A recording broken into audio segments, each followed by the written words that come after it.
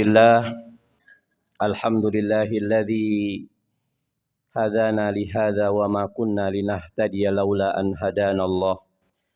Ashhadu an la ilaha illallah wahdahu la syarikalah wa ashhadu anna Muhammadan abduhu wa rasuluh. Allahumma salli ala Muhammad wa ala ali Muhammad kama sallaita wa sallamta ala Ibrahim wa ala ali Ibrahim innaka Hamidum Majid.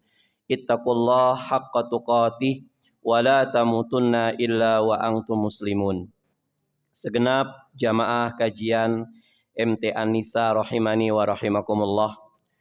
Di Rabu pertama di Ramadan ini insyaallah kita akan mencoba membedah satu kitab dari para ulama salafus soleh, ulama-ulama terdahulu dengan metode 4 mazhab, Imam Syafi'i, Imam Malik, Imam Abu Hanifah, dan Imam Ahmad bin Hambal. Nama bukunya adalah Mushtaqun ila Ramadan, rindu dengan Ramadan.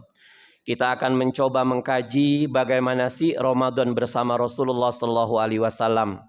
Karena agama Islam yang kita anut ini berdiri di atas pondasi ilmu, bukan pondasi kata ustadz ini, bukan pondasi kata ulama ini, bukan pondasi kata bunyai, bukan. Tapi kata apa? Al-Quran dan Sunnah, kemudian keduanya dijelaskan oleh para sahabat. Mudah-mudahan buku yang insya Allah kita akan kaji ini sampai episode yang ketiga bisa menjadikan ibu beserta keluarga menjalani Ramadan secara kafah, secara totalitas, bukan katanya-katanya, tapi kata Quran, kata Sunnah, dan kata para sahabat. Thayyib, untuk pertama kita buka tentang perkara yang perlu kita ketahui sebelum masuk Ramadan. Apa perkara tersebut? Yang pertama, doa menyambut Ramadan. Pertama, tidak dijumpai adanya doa khusus ketika menyambut Ramadan yang diajarkan oleh Rasulullah SAW maupun para sahabat. Jadi tidak ada doa khusus. Hanya para sahabat dan para ulama generasi setelahnya, yaitu ulama-ulama tabi'in, menyambut bulan Ramadan ini dengan penuh kegembiraan dan sukacita. Bukan hanya mereka mempersiapkan sangu dunia, tetapi lebih dari itu mereka pun mempersiapkan sangu akhirat. Mereka ungkapkan kegembiraan ini dengan kalimat-kalimat yang mengandung doa kebaikan dan harapan, Bu. Ya, apa doanya? Al-Hafidz Ibnu Rajab menyebutkan satu riwayat yang menunjukkan semangat mereka dalam menyambut Ramadan, semangat para sahabat. Ibnu Rajab menyebutkan keterangan Syekh Mu'alla bin Al-Afdal, yaitu ulama tabi'in yang mengatakan apa? Kanu yad'una Allah Ta'ala sittata ashhur ayyuballighuhum Ramadan wa yad'unahu sittata ashhur ayyataqabbala minhum. Ibu bisa dapatkan referensi dalam kitab Lataiful Ma'arif di halaman 264. Jadi Ibnu Rajab mengkisahkan dulu para sahabat selama 6 bulan, Bu. Bayangkan, sebelum datang Ramadan, mereka berdoa agar Allah mempertemukan mereka dengan bulan Ramadan. Ya, mereka 6 bulan berdoa. Ada satu riwayat yang usaha-usaha sudah masuk Sya'ban, beliau tutup usahanya, Bu. Ya, artinya bukan tutup hanya sebatas mental tutup, tapi mereka nutup sudah direncanakan. Aktifannya harus berapa? Kalau pasifannya terjadi harus berapa? Jadi mental ilmu. Kalau kita kan mentalnya mental nggak punya ilmu. Saya tutup Ustadz toko saya. Yang penting rezeki saya Allah. Akhirnya lebaran bangkrut, yang disalahkan Allah, Bu. Paham nggih? Jadi agama itu berdasar di atas pondasi ilmu. Ya. Jadi para sahabat itu kalau masuk 1 bulan Sya'ban mereka tutup tokonya. Dengan catatan mereka sudah punya sangu dunia. Buat nanti sedekah, buat nanti i'tikafnya, buat nanti anak yatim piatunya, buat nanti lebarannya. Jadi bukan modal mental dengkul. Kemudian yad'unahu sittata ashhur ayyataqabbala minhum. Selepas Ramadan, mereka pun tidak putus doa agar selama Ramadan rangkaian ibadah yang mereka lakukan diterima oleh Allah Subhanahu wa taala. Mereka nggak mau celaka. Ramadan setiap hari kita sengaja untuk ngaji hari ini. Kita sengaja untuk tilawah Al-Quran. Kita usahakan pelit dengan waktu, Bu, di Ramadan ini.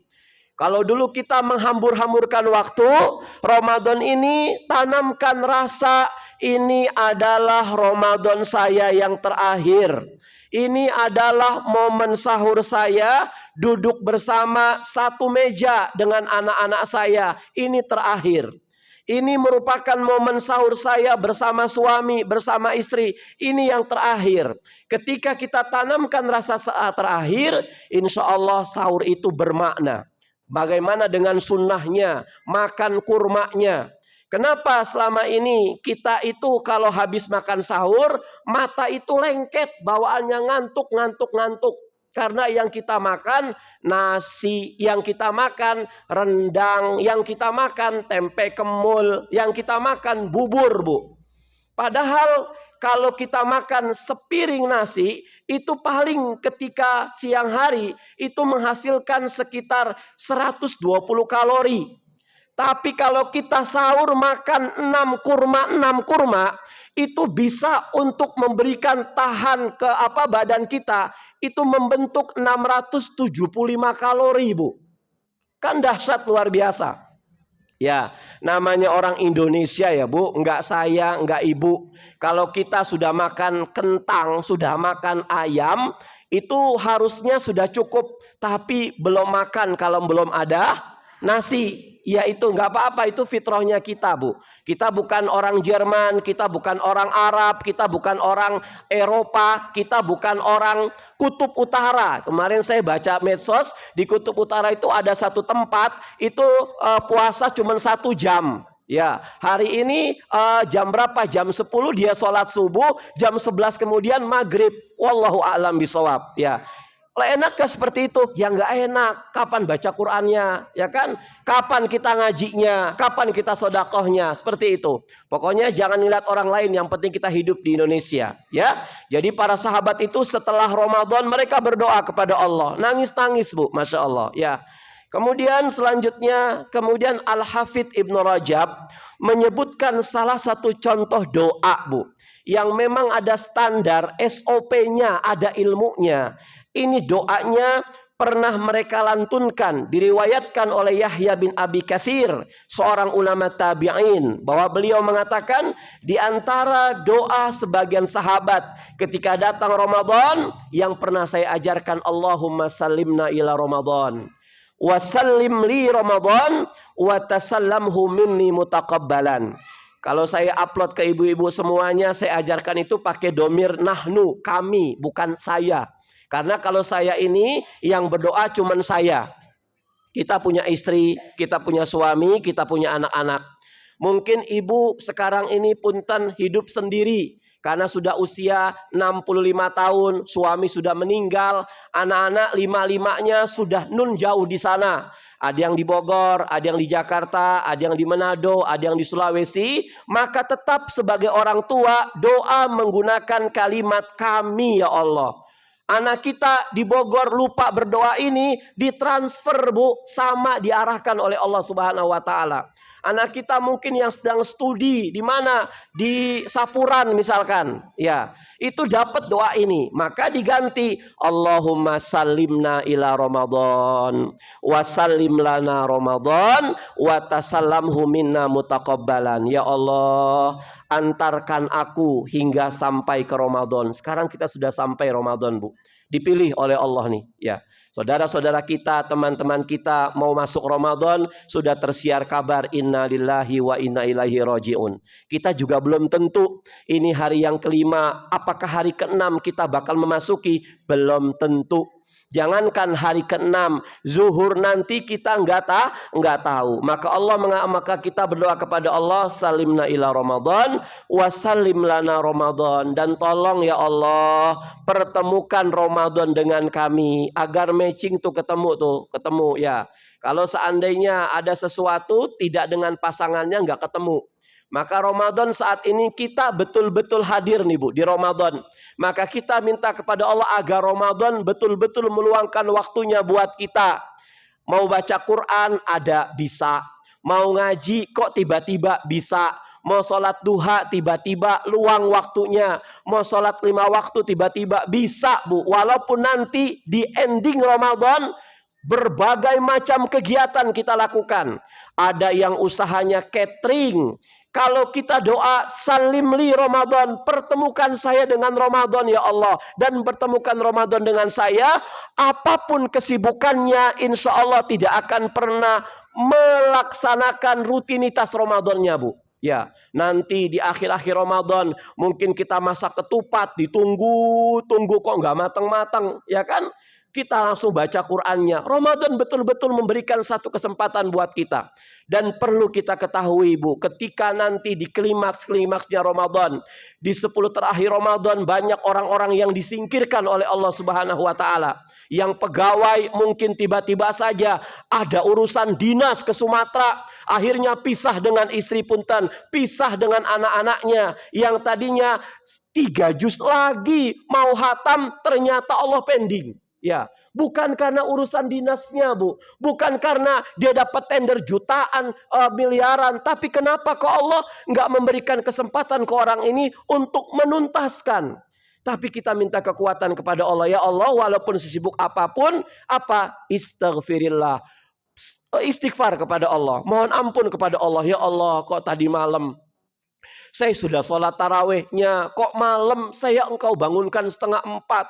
Gimana mau sholat sunnahnya, gimana mau qiyamul lailnya? Karena kalau menurut hadis kita kemarin kaji tanggal 12 Februari 2025 jam 10 di Al-Huda ini, MT Anissa kita belajar amaliyah yang dilakukan oleh Rasulullah ketika Ramadan, ya kan? Itu amaliyahnya.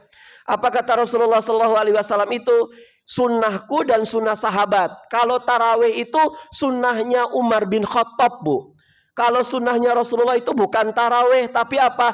Qiyamul lail, yaitu qiyamul Ramadan setelah ba'diyah isya dan setelah sholat tahajud, itu sunnahnya Rasulullah SAW.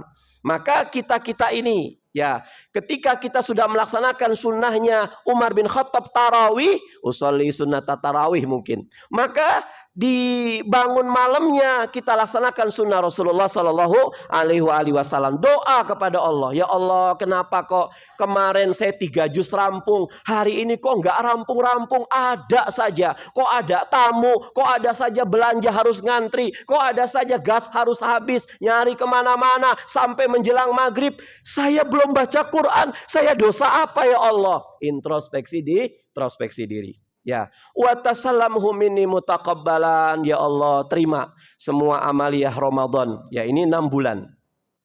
Kedua, ada satu doa yang dianjurkan untuk dibaca ketika masuk Ramadan. Doa itu adalah doa melihat hilal. Akan tetapi sejatinya doa ini adalah doa yang dibaca Rasulullah umum, bulannya apa saja, berlaku untuk semua awal bulan. Jadi ketika seseorang melihat hilal dan tidak khusus untuk bulan Ramadan, ya kita garis bawahi Bu, doa ini bukan hanya di bulan Ramadan. Ini doa yang dibaca oleh Rasulullah SAW setiap melihat hilal di awal bulan. Apa doanya? Allahu Akbar, ya Allah, begitu besarnya kemaha Engkau ya Allah, maha besar Allah. Allahumma ahillahu alaina bil amni wal iman wassalama wal islam wa taufiqi lima tuhibbu wa tarda rabbuna wa rabbukallah. Monggo setiap kita sholat di bulan Ramadan, mau duhanya, mau tahajudnya, mau tasbihnya, mau tarawihnya, mau qiyam Ramadannya, mau sholat 5 waktunya, sisihkan 2 doa ini Bu. Yang pertama, ahillahu alaina. Walaupun ini doa dibaca Rasulullah setiap awal bulan, kita baca sampai sebulan lah. Biar apa? Kita diberikan oleh Allah keamanan. Suami kita, keluarga kita, istri kita, anak-anak kita yang nun jauh di sana. Keamanan apa? Bukan hanya keamanan agar fisik tidak apa-apa, tapi juga keamanan hati. Ramadan dia bisa untuk mengerjakan soal-soal studinya. Ramadan dia bisa untuk melakukan pergaulan yang tidak keluar dari syariat. Ini doa orang tuanya, Bu. Sekarang banyak punten anak-anak yang hafizul, anak-anak yang hafal Al-Quran. Mereka keluar, kemudian mereka di rumah, males sholat 5 waktunya, males baca Qurannya, cuman duduk santai di kamarnya. Ini salah siapa? Salah kita dulu sama orang tua. Anak kita saat ini sedang berjuang nih di Ramadan. Mungkin dia nggak ada waktu untuk leha-leha di pondoknya, baca Quran. Kita ingat, wallah, anak saya sudah bangun 2:30 di pondok. Maka bangun kita 2:30 untuk sholat. Jadi ada connecting people kalau kata Nokia ya, Bu. Ya, ada betul-betul. Ya Allah, anak saya lagi dibangun sama pengurusnya. Mending pengurusnya bangunin kayak emak, bangunin anak. Nak, bangun nak, ndok bangun. Enggak. Kadang-kadang ada, apa yang saya mau ceritakan jadi sedih lagi, Bu. Kadang-kadang bangun, kum haria please. Oh, bangun kita. Anak kita lagi enak-enak tidur harus bangun, kaget dia. Wajar kalau nggak ada. Ya Allah, mah saya nggak betah di sini. Auzubillah. Ya, kita connecting people. Anak kita 5 waktu sholat, kita juga 5 waktu sholat. Ya Allah, anak saya lagi sholat zuhur nih berjamaah di pondoknya, malah saya lagi enak-enakan belanja. Buru-buru. Sehingga nanti anak kita hafal Al-Quran 30 juz lewat pondoknya, kita juga semangat, insya Allah manfaat, Bu. Banyak orang, 5 orang keluar dari pondok, tapi cuma 1 orang yang manfaat. Ilmunya terjaga, manfaat buat umat, di mana dipakai-pakai. Jadi nggak semuanya. Orang yang masukin anak ke pondok pesantren, mau sehebat apapun pesantrennya, mau seelit apapun pesantrennya, mau alumni-alumninya sukses semuanya, itu tergantung kepada hubungan antara emaknya, bapaknya dengan orang tuanya. Maka kalau hari ini anak kita sedang kuliah di UGM, di Jogja, mungkin di Swiss, atau sedang pondok pesantren di luar-luar Wonosobo, maka pahami jadwal-jadwal mereka. Kapan mereka bangun pagi, kapan mereka baca Al-Quran, kita ikutin. Kapan mereka waktu makan, oh waktu makan mereka kalau ba'da maghrib jam 6:30 kita makan. Kita lagi makan rendang, anak kita lagi makan kerupuk pakai saus, Bu. Ya kan? Itu terjadi kan? Ya. Orang tua saya kadang-kadang telepon, gimana tadi makan apa? Masya Allah Akbar. Ya, kita lanjutkan. Doa ini hanya dibaca ketika seseorang melihat hilal di awal bulan. Karena itu bagi yang tidak melihat hilal, tidak disyariatkan membaca doa ini ketika masuk awal bulan. Sebagaimana keterangan Dr. Syahid Al-Qahtani dalam Syarah Hisnul Muslim halaman 262. Tetapi dalam Bidayatul Mujtahid dikatakan, disyariatkan bagi yang melihat atau tidak melihat, dianjurkan untuk membaca doa ini. Ya, karena nggak semuanya kan bisa melihat hilal ya, Bu. Selanjutnya, ya, yang pertama kita doa tadi tuh doanya. Jadi saya nggak mendapatkan doa yang Allahumma barik lana fi Rajaba wa Sya'bana wa baligna Ramadana. Saya hanya doa itu berseliweran dan kita tahu itu doa ada. Cuman terputus dari Rasulullah SAW, bukan dari para sahabat. Wallahu a'lam siapa yang berdoa seperti itu, ya kan? Cuman kalau seandainya kita mau menjadikan itu doa kita, boleh setelah kita baca doa yang tadi. Kalau itu hanya kita baca doa tadi saja, doa yang Allahumma barik lana kita baca, doa yang tadi kita tulis gak dibaca, itu kurang sempurna. Kemudian yang kedua, apa yang kita lakukan sebelum Ramadan? Tidak boleh berpuasa sehari atau 2 hari sebelum Ramadan. Untuk apa? Berjaga-jaga, jangan sampai Ramadan telah masuk pada 1 atau 2 hari sementara mereka tidak mengetahuinya. Ya, adapun kalau berpuasa sehari atau 2 hari sebelum Ramadan karena bertepatan dengan kebiasaannya seperti puasa Senin Kamis, puasa Daud dan lain-lain, maka hal tersebut diperbolehkan, Bu. Buat orang yang istiqomah, sudah Senin Kamis dia puasa, Daudnya puasa, mungkin qadarullah berdekatan dengan Ayyamul Bidnya ternyata dia puasa, boleh, nggak apa-apa buat yang istiqomah ya, Bu, untuk puasa. Hari Kamis misalkan dia puasa padahal sudah akhir Sya'ban, besok Jumat sudah Ramadan, boleh nggak buat orang sepertinya istiqomah puasa? Boleh. Tapi buat orang yang nggak pernah istiqomah tiba-tiba dia puasa, nggak boleh. Apa dalilnya? Berdasarkan hadis Abu Hurairah radhiyallahu an, riwayat Bukhari Muslim, Rasulullah mengatakan, la tuqaddimu Ramadan bisaumin yaumin au yaumaini. Jangan kalian mendahului Ramadan dengan berpuasa 1 atau 2 hari. Illa rajulan, kecuali seseorang. Ya, kana yasumu sauman falyasumhu, kecuali seseorang yang dia sudah terbiasa berpuasa, maka silahkan dia berpuasa. Ya, boleh yang puasa puasa qadha. Wah, ya Allah, saya kurang sehari lagi, sementara besok puasa, nggak apa-apa, dia berpuasa. Sama seperti ibu istiqomah, selalu melaksanakan sholat sunnah qobliyah subuh. Qadarullah, pas ibu datang ke masjid sudah qomat, tidak ada kesempatan untuk sholat qobliyah subuh, maka boleh bagi ibu yang istiqomah sholat sunnah qobliyah subuhnya setelah sholat subuh. Ya, ini dari hadis kitab Bulughul Maram.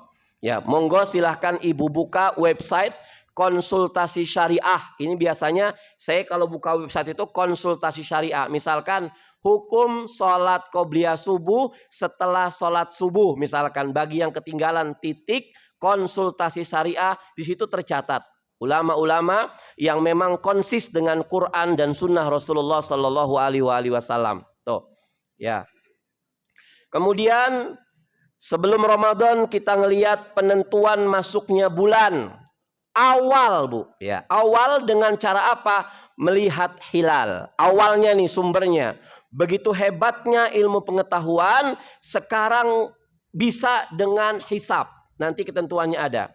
Hilal adalah bulan sabit kecil yang nampak di awal bulan. Dan bulan Islam hanya terdiri dari 29 hari atau 30 hari. Sebagaimana dalam hadis Abdullah bin Umar radhiyallahu anhu, riwayat Bukhari Muslim, Nabi Shallallahu Alaihi Wasallam melihat tatkala menyebut bulan Ramadan, beliau berisyarat dengan kedua tangannya seraya berkata, asyahru, sebulan itu hakadha 10, wahakadha 10, wahakadha thumma aqada ibhamahu. Kemudian yang ketiga Rasul melipatkan ibu jarinya.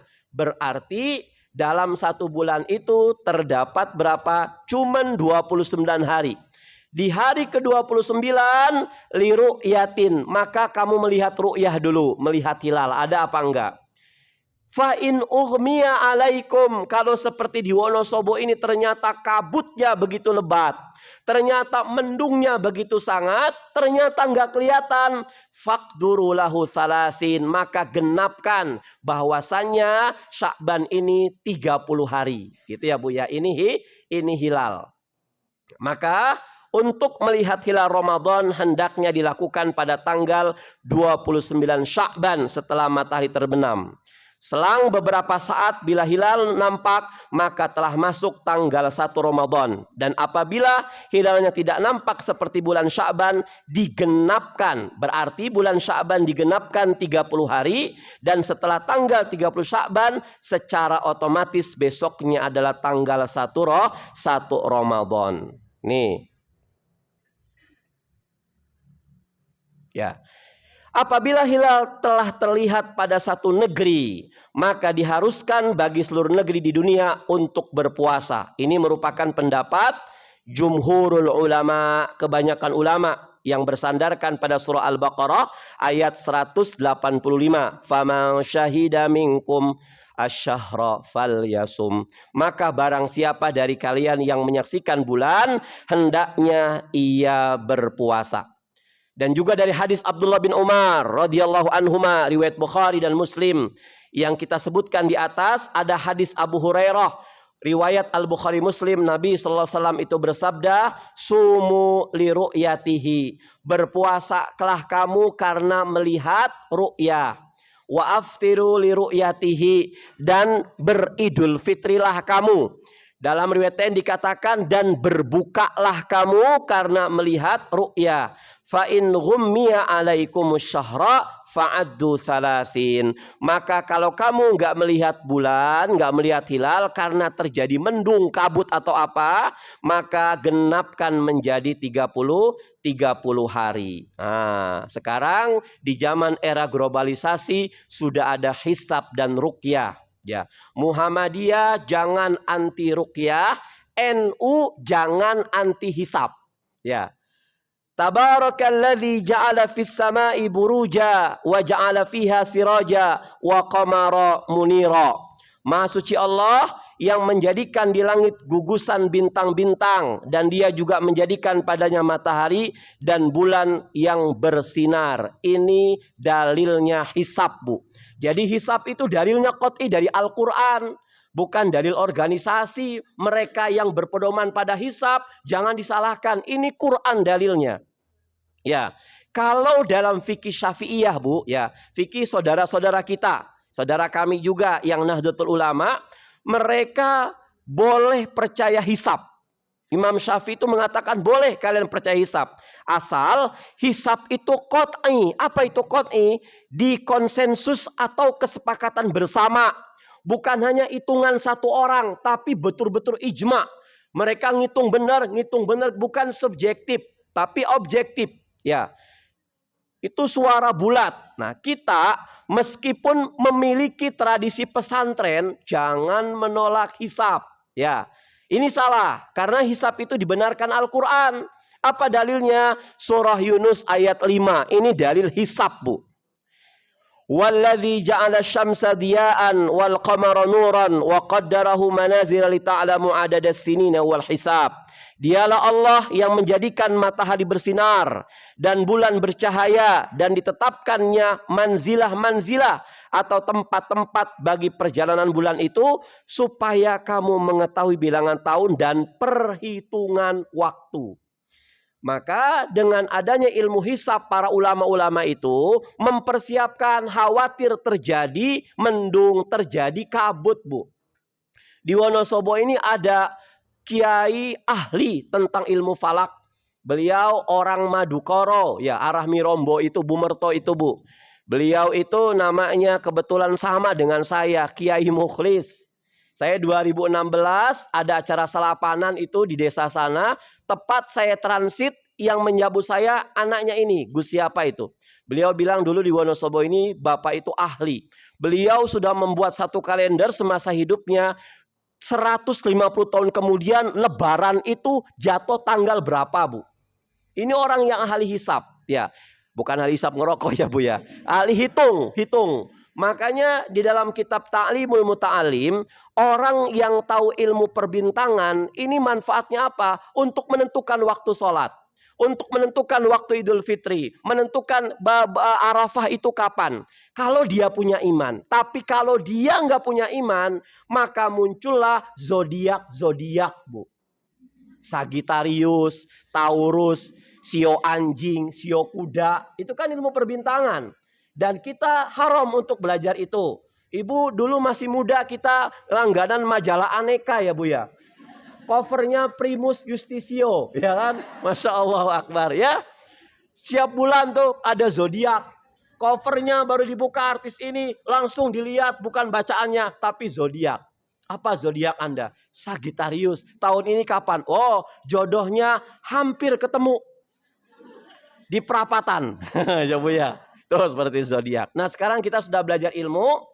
La tusaddiquhu jami'an wa la tukadzibu jami'an. Jangan engkau benarkan seluruhnya dan jangan engkau dustai semuanya. Ramalan-ramalan apapun agama mengajarkan kepada kita tidak boleh mempercayai sepenuhnya dan tidak boleh mendustai sepenuhnya, Bu. Kalau seandainya ternyata ada benarnya, ini qadarullah. Kalau seandainya memang banyak salahnya, ya namanya juga manusia, Bu. Makanya peramal-peramal itu dia bersekutu dengan jin, bersekutu dengan para iblis. Di dalam surat jin, ketika malaikat sedang bermusyawarah, ya, menentukan, kata Allah, hai fulan, hai malaikat, hari tanggal 10 Ramadan berikan hidayah kepada si fulan ini di Wonosobo, rumahnya dusun ini. Maka iblis iblis itu mendengar Bu musyawarahnya malaikat. Akhirnya sebelum malaikat turun ke bumi, buru-buru iblis itu merayu lewat peramalnya. Ya, makanya dukun itu kahin, itu apa? Dia meramal. Dan jangan dibenarkan semuanya, juga jangan didustai sepenuhnya Bu. Ya kita orang Jawa kan, di mana-mana kita mengacu kepada kejawen primbon orang-orang tua kita dulu ya. Kita boleh menolak itu semuanya tapi dengan akhlak. Kita menolak itu semuanya dengan budi sopan santun kita. Ya jangan menolak mentah-mentah. Ya kita lanjutkan. Lita'lamu adadas sinin. Jadi adadas sinin wal hisab. Jadi hisab itu ilmu yang dibenarkan Al-Quran. Cuma masalahnya kalau cuma 1-2 orang itu nggak subjektif.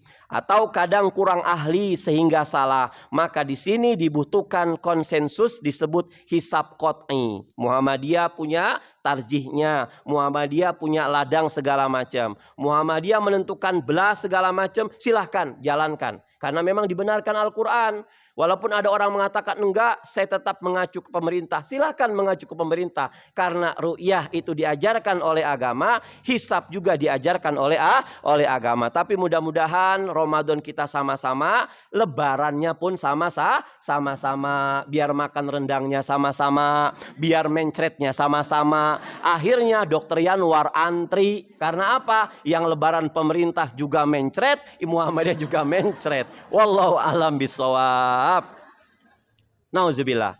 Kita lanjut niat dalam berpuasa ya Bu. Insyaallah kita sebelum jam 11 10 menit lah. 5 menit sebelum jam 11 saya tutup. Kalau ada pertanyaan silahkan. Nanti kalau tidak cukup waktunya kita insya Allah ketemu dengan Rabu depan. Kalau tidak bosan. Ya, kalau bosan banyak kok ulama-ulama kita, ustadz-ustadz kita. Lanjut, niat dalam puasa.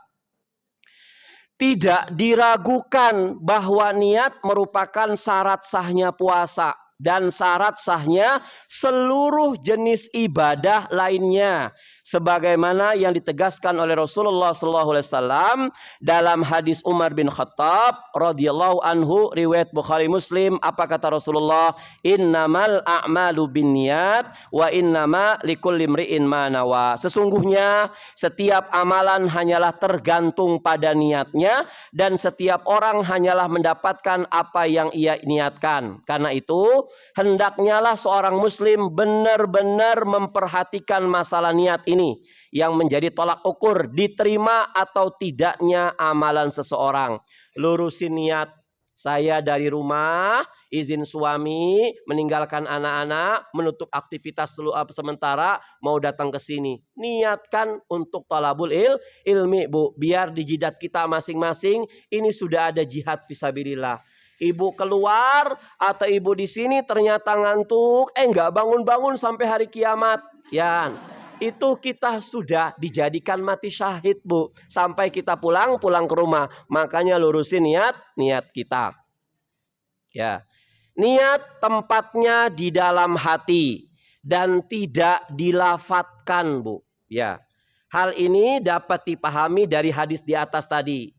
Orang-orang tergantung niatnya. Percuma kita usolli fardal atau nawaitu sauma ghadin an adi fardu sahri, cuman ingin menyemarakkan habis tarawih, tapi dalam hati kita lah saya kan besok safar, saya nggak puasa, kan nggak sesuai. Mending kita nggak diucapkan, tapi ya Allah saya besok mau sahur makan apa, itu sudah niat, Bu. Ya, atau sebelum Sya'ban atau sebelum Ramadan, di malam Sya'bannya lah terakhir kita udah bilang, nah besok puasa ya. Ayah besok puasa kita mau makan apa nih, apa yang harus kita sediakan, itu sudah niat, Bu. Karena niat itu nggak wajib dilafatkan tapi dalam hati. Diwajibkan bagi orang yang akan berpuasa untuk berniat semenjak malam harinya. Ini khusus puasa wajib, puasa fardu. Bagaimana niatnya? Ya ibu pas mau bangun tidur, insya Allah besok saya sahur bangun jam 4, itu sudah niat. Ya, gak usah dilafatkan nawaitu somagot. Tapi kalau ada anak yang memang ingin tahu lafaz puasa, ya sudah ajarkan. Mungkin dia mau ngisi soal agenda Ramadannya, ya kan, kita ajarkan dia. Dan kewajiban berniat dari malam hari ini umum pada puasa wajib maupun puasa sunnah menurut pendapat yang paling kuat di kalangan para ulama. Dan tidak dibenarkan berniat satu kali saja untuk 1 bulan, bahkan diharuskan berniat setiap malam menurut pendapat yang paling kuat. 3 poin terakhir berdasarkan perkataan Ibnu Umar dan Hafsah radhiyallahu anhuma yang mempunyai hukum marfu', yaitu sama hukumnya dengan hadis yang diucapkan langsung dari Rasulullah SAW dengan sanad yang sahih. Apa hadisnya? Malam yubayyitis syam minal lail fala siyamalahu. Barang siapa yang belum niat di malam harinya, kata Rasulullah SAW, maka pada saat siang dia puasa tidak dibenarkan puasanya. Misalkan puasa Ramadan, malamnya dia nggak niat puasa. Ya, puasa wajib malam dia kan puasa, tapi ternyata di siang hari dia mau makan, lagi mau safar. Wah, saya besok kan nggak puasa, saya mau safar kok. Ternyata pas mau berangkat safar jam 7, dia nggak mendapatkan apa-apa di ruangannya. Maka dia, saya puasa saja. Ini nggak boleh. Ya, kecuali puasa sunnah. Kalau puasa sunnah boleh. Wahai Aisyah, pagi hari ini kita punya sarapan apa? Nggak ada apa-apa ya Rasulullah, cuman air putih. Ya sudah, kita puasa saja. Itu puasa sunnah. Tapi kalau puasa Ramadan nggak bisa. Apabila telah pasti masuk 1 Ramadan dan berita tentang hal itu belum diterima kecuali pada pertengahan hari, maka hendaknya lah bersegeralah puasa sampai maghrib walaupun telah makan atau minum sebelumnya dan tidak ada kewajiban qadha atasnya. Ibu satu keluarga, mungkin zaman dulu kali ya Bu ya, nggak ada TV, nggak ada handphone, nggak ada berita. Kita satu keluarga ini nggak bangun sahur, nggak makan sahur, pagi-paginya kita sudah makan nasi goreng misalkan. Ya, makan, ternyata jam 10 ada satu keluarga keluar rumah. Mungkin istrinya lah ke pasar. Sampai di pasar, dia mendapatkan berita, ini hari ini sudah masuk Ramadan. Maka keluarga tersebut yang tadi pagi sudah makan nasi goreng, langsung puasa, melanjutkan puasanya. Walaupun sudah mendengar berita jam 10. Ya, apa dalilnya? Rasulullah SAW itu mengutus Aslam. Ba'asa Rasulullah SAW rajulan min Aslam yauma Asyura. Rasulullah SAW itu mengutus seorang laki-laki dari Aslam pada hari Asyura, Bu. Dulu waktu Ramadan belum ada, Allah mewajibkan puasa Asyura buat orang-orang Islam juga. Ya. Ya ayyuhalladzina amanu kutiba alaikumusiyam kama kutiba alal ladzina min qablikum. Wahai orang-orang yang beriman, diwajibkan atas kamu berpuasa sebagaimana orang-orang sebelum kamu dulu diwajibkan puasa. Maka ketika ditanya, memang dulu sebelum Ramadan ada puasa wajib? Ada, kata para ulama, puasa Asyura. Nah, fa'amarahu ayyudzina finnasi man kana lam yasum falyasum wa man kana akala falyutimma siyamahu ila lail. Maka pada saat itu rajulan min Aslam ini diutus oleh Rasulullah, wahai rajulan, wahai laki-laki, kamu pergi ke pasar. Siarkan kepada mereka hari ini sudah mulai puasa Asyura. Mereka yang belum makan, maka jangan sampai makan, tahan sampai maghrib. Adapun mereka yang sudah makan, walaupun sudah jam 9, maka nggak kenapa-napa, lanjutkan dengan puasanya. Ini dalilnya, Bu. Yang penting kita belum mendengar berita tentang Ramadan hari ini. Tapi sekarang sudah musim teknologi. Kemudian selanjutnya waktu pelaksanaan puasa. Kapan? Waktu puasa bermula dari terbitnya fajar subuh dan berakhir ketika matahari terbenam. Surah Al-Baqarah 187. Wa kulu washrabu hatta yatabayyana lakumul khaytul abyadu minal khaytil aswadi minal fajar thumma atimmus siyama ila lail. Dan makanlah, minumlah kalian hingga nampak bagi kalian benang putih dari benang hitam, yaitu fajar. Kemudian sempurnakanlah puasa itu sampai malam. Jadi mulai puasa itu kapan? Ketika mendengar azan subuh, bukan ketika imsak. Maka kita ajarkan ke anak-anak kita, jangan yuk minum segera, bentar lagi imsak, salah itu. Ya, memang di Timur Tengah, khususnya di Mekah Madinah, imsak itu diteriakkan berkenaan dengan azan subuh, Bu. Imsak artinya tahan, ya. Kalau di Indonesia salah kaprah imsaknya. Imsaknya itu jam 4.20 menit ketika subuhnya masuk jam setengah 5. Jam 4-nya waktu sahar tuh, waktu makan afdol, makan sahur. Ibu kalau punya handphone, ada aplikasi jadwal sholat, ketika subuhnya setengah 5, itu jam 4 sudah ada ringtone, sudah ada aba-aba. Ini waktu sahar, jam 4. Jadi jam 4 sampai setengah 5, itu waktu yang paling tepat untuk makan sahur, Bu. Ya, saya selalu bilang, jangan setengah 3, jangan jam 3, itu nggak ada keberkahan. Kalau kita makan setengah 3, jam 3, nanti mau subuh kita sepet mata kita. Akhirnya subuh kita sendiri punten, duha kita acak-acakan, baca Quran pun acak-acakan. Karena apa? Awalnya sahurnya tidak sesuai dengan sunnah Rasulullah SAW. Tapi kalau coba lihat, kita habis bangun malam, setengah 4 kita bangun, ibu sholat 2 rakaat, sholat tahajudnya, langsung ibu panasin kompor. Kompor nggak dipanasin ya Bu ya. Nyalahin kompor, kemudian masakin, panasin lopok segala macam. Selesai sudah, jam 4 kurang 5 kita bangunkan anak-anak kita. Suami tentunya sudah bangun malam, jam 4 kita makan. Nah itu sunnah tasyur, kita doa semuanya, langsung kita makan. Jam 4.15 menit selesai. Kita ingat sikat giginya, kita ingat wudhunya, kita ingat subuhnya, kita ingat baca Qur'annya. Pasti tanggung mau tidur, ngambil Qur'an dulu. Makanya di Ramadan ini sediain Qur'an di rumah, jangan 1 atau 2, 10 Bu. Di teras rumah taruh 1, di ruang tamu taruh 1, di ruang TV taruh 1, di ruang tengah taruh 1, ya, di kamar anak-anak taruh 1. Misalkan kita habis dari luar, istirahat sebentar di teras rumah, bengong, ada Quran, ngambil Quran, lanjutkan bacanya. Kalau lagi di luar nggak baca Quran, nggak apa-apalah pakai aplikasi handphone. Tapi kalau lagi di rumah, tinggalkan handphone. Lebih sunnahnya pakai Quran bin Nadhar dengan Quran kita. Kalau Qurannya cuma ada di kamar, nanti ibu di teras lagi istirahat, mau ngambil Quran. Lah males lah, Qurannya jauh di kamar. Kan nggak mungkin pakai remote, Quran harus datang sendiri. Ya kan? Cuman di dapur, Quran. Di kamar mah tidak ada Quran. Ini. Makan sahur. Makan sahur adalah suatu hal yang sangat disunahkan dalam syariat Islam menurut kesepakatan para ulama.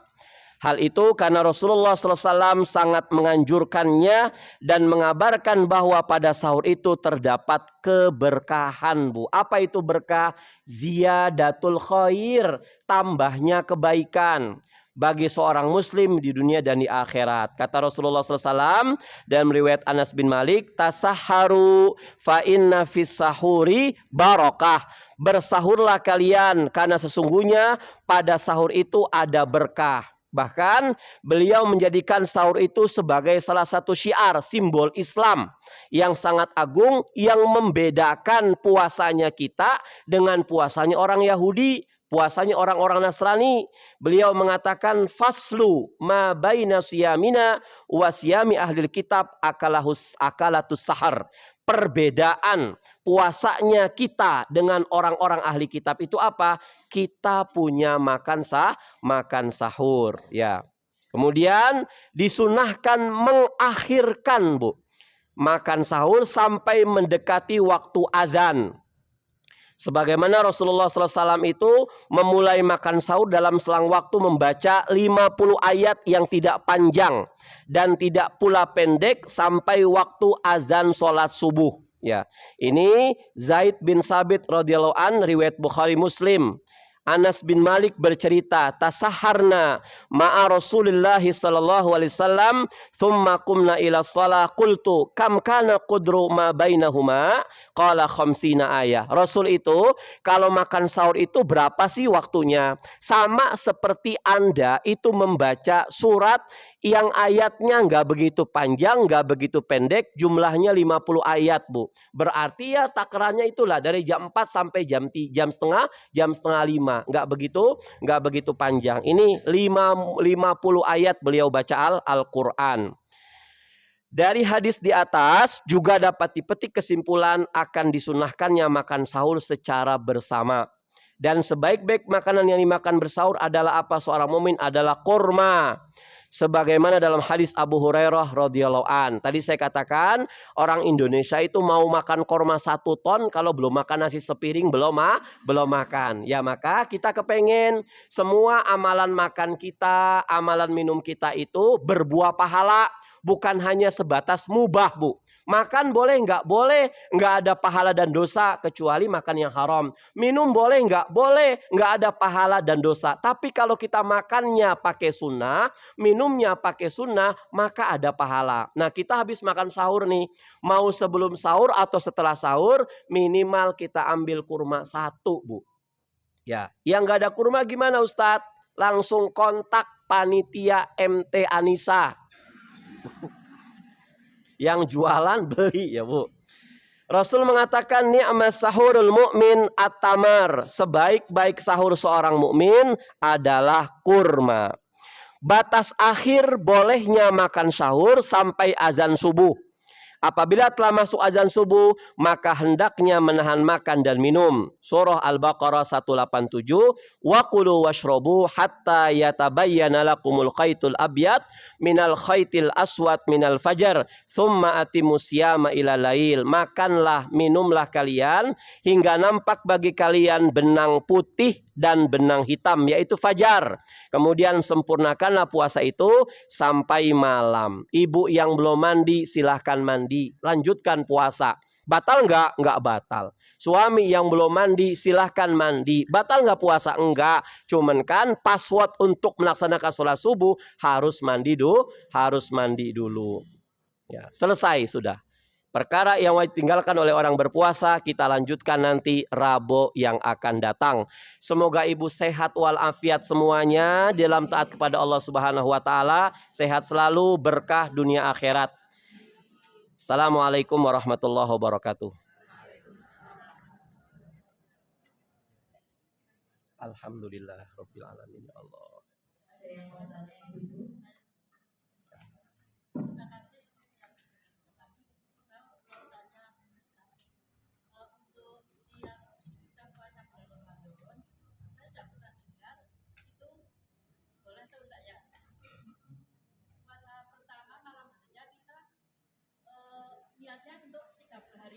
Ya, saya tahu niatnya, Bu.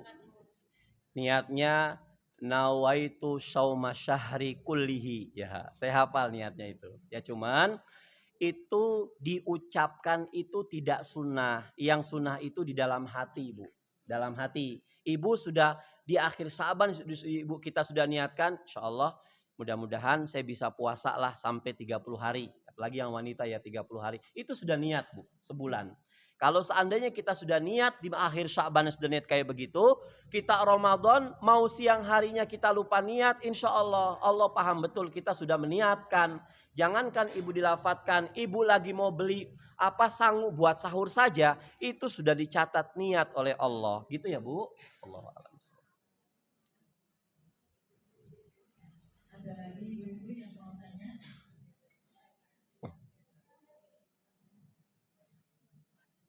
Silakan, Bu. Waalaikumsalam warahmatullahi wabarakatuh.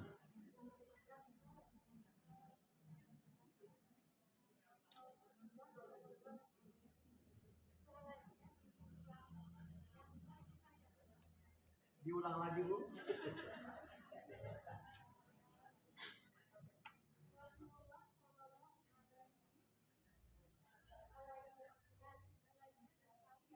Ya.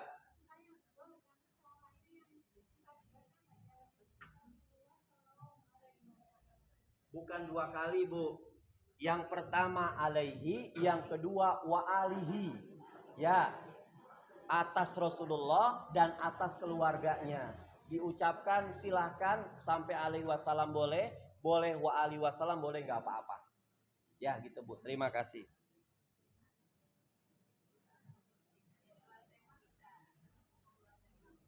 Alhamdulillah. Oh ya, di luar tema. Apa sih tema Ramadan kita kali ini? Oh iya.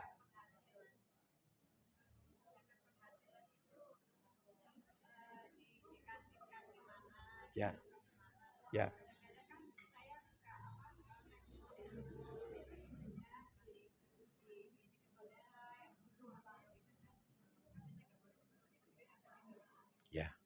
Ya, zakat penghasilan. Zakat penghasilan itu adalah zakat yang baru-baru ini saja, Bu. Ya. Yusuf Qaradawi itu membagi zakat penghasilan itu kepada dua bagian.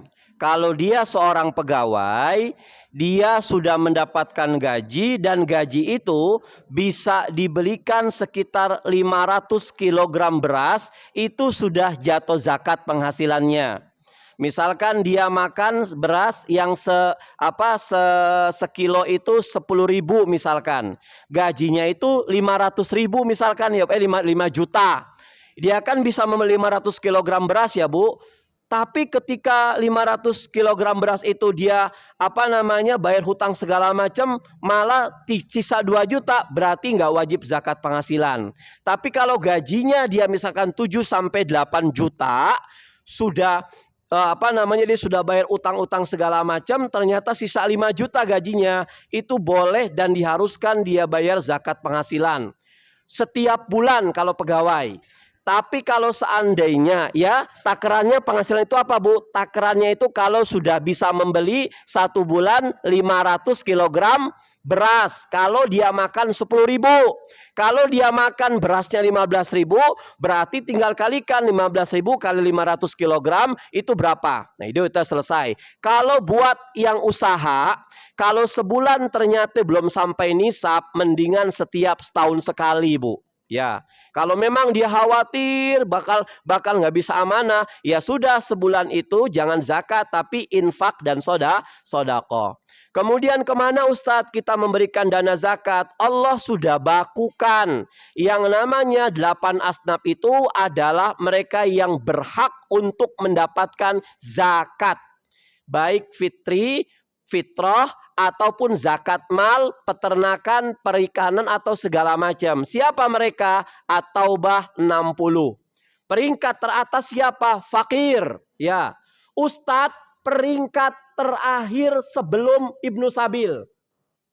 Jadi kalau seandainya ibu semuanya ngefan dengan seseorang ustadz, ibu punya zakat mal 5 juta, diberikan ke ustadz ini, kalau ustadznya cerdas, dia akan mengatakan, Bu, di kampung ibu kampung di mana? Saya di dusun A, Ustadz. Ya sudah, Bu, saya rekomendasikan ibu mendingan berikan 5 juta ini kepada fakir miskin di sana, karena saya masih cukup.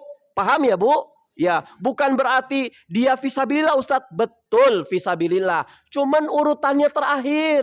Ya, sekarang ada donasi untuk ustadz ustazah TPQ misalkan. Kalau donasi itu kan infak dan sodako, boleh ke siapa saja. Cuman dana zakat, monggo berikan ke fakir miskin dulu. Walaupun dia nggak sholat, walaupun dia nggak pakai jilbab, walaupun dia nggak pernah kajian, mudah-mudahan zakat mal yang ibu berikan kepada orang tersebut berkah, menjadikan dia tutup aurat, ya, menjadikan dia untuk sholat, kayak begitu, Bu. Yang penting husnuzon billah. Betul, zakat itu nggak boleh buat masjid, ya, nggak boleh buat pesantren, tapi boleh buat siapa? Buat anak-anak didiknya, Bu. Buat anak-anak didiknya. Datangi mereka kayak gitu. Pelepasan tanah wakaf nggak boleh. Diasingkan zakat mal Masjid Al-Huda ini sekitar 100 juta. Kita sudah landingkan 80 juta, sisa 20 juta. Gimana kita buat renovasi masjid? Ya nggak boleh, nggak amanah. 20 juta itu buat siapa? Kalau di sekitar Al-Huda ini sudah terrealisasi semua, sisa 20 juta, maka alihkan ke dusun yang memang banyak fakir miskinnya. Gitu ya, Bu. Wallahu a'lam bishawab. Alhamdulillah. Oh iya, satu lagi. Waalaikumsalam warahmatullahi wabarakatuh. Ya.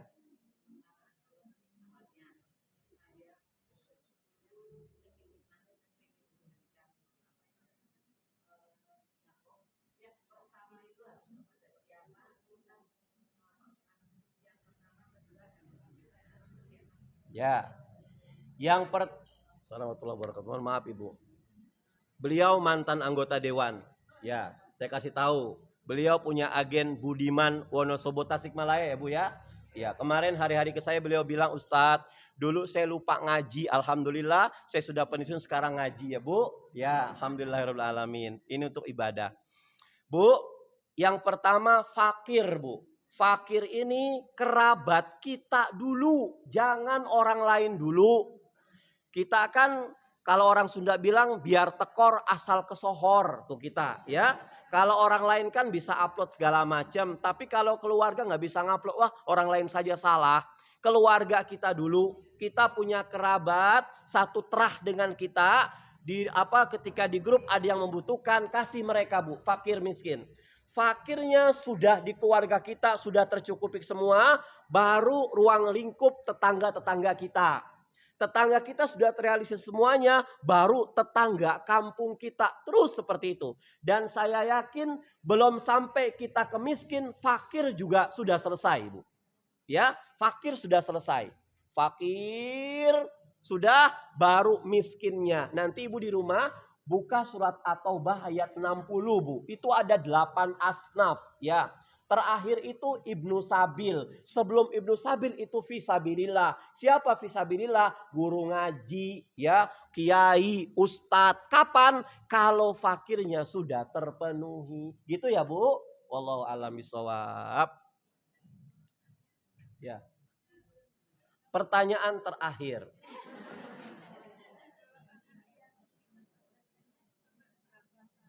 Ya. Anak yatim itu batasannya sampai berapa tahun? Anak yatim yang punya bapak sambung selama dia belum nikah tetap anak yatim Bu. Bapak sambung itu tidak dibenarkan kita mengalihkan dana buat mereka. Oh, mamanya sudah nikah loh Ustadz. Enggak. Status anak yatim itu tetap. Karena apa? Bapak angkat itu tidak seramah dan tidak sebaik bapak kandung. Tuh seperti di mana-mana terjadi seperti itu. Maka status anak yatim itu sampai kapan? Sampai dia sudah membangun rumah tangga sendiri, selesai anak yatimnya. Ya, dia belum nikah-nikah Ustadz, ya tetap kita santuni, ya kan? Seperti itu ya Bu. Ya.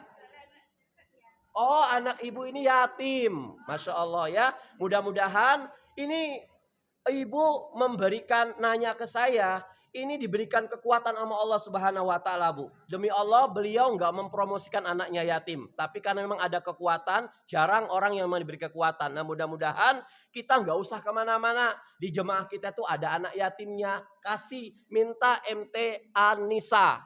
Saya coba dihubungi sama anak-anak yatim di rumah-rumah, khususnya di MT Anissa. Gitu ya, Bu. Wallahu a'lam bishawab. Ya, saya kembalikan ke Bu, aja mau nanya lagi boleh enggak? Astagfirullah. Ya. Ya, Bu.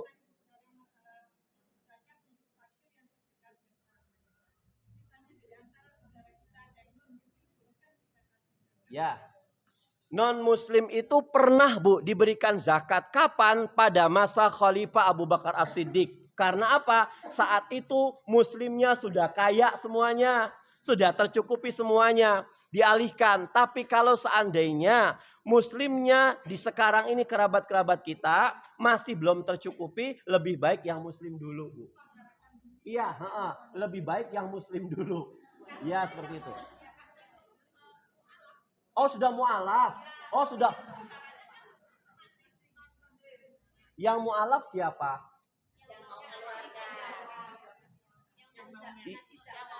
Yang mau ngasih zakat itu dulunya non Islam, sekarang masuk Islam. Yang mau dizakati? Iya, enggak tepat Bu. Ya kalau bisa nyari yang orang Muslim saja dulu. Ya, wallahu a'lam bishawab insyaallah. Ya sudah Bu. Astagfirullahaladzim, astagfirullahaladzim. Demikianlah ibu kajian kita siang ini. Mudah-mudahan apa yang telah disampaikan oleh Ustaz Muklis kita bisa memahami dan mari kita amalkan bersama-sama. Kepada Ustaz Muklis saya ucapkan jazakumullah khairan katsiran atas ilmu yang diberikan. Mudah-mudahan menjadi ilmu yang bermanfaat. Amin ya Allah. Ibu-ibu yang saya hormati, marilah kita tutup kajian siang ini dengan membaca surat Al-Asr dan doa kafaratul majlis bersama-sama. Bismillahirrahmanirrahim. Wal asri innal insana lafi khusrin illa alladzina amanu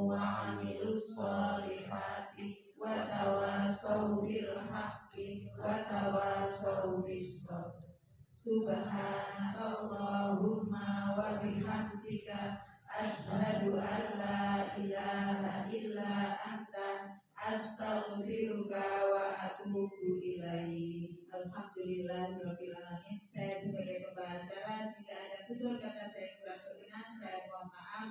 Akhirul kalam, wabillahi taufiq wal hidayah. Assalamualaikum warahmatullahi wabarakatuh. Waalaikumsalam.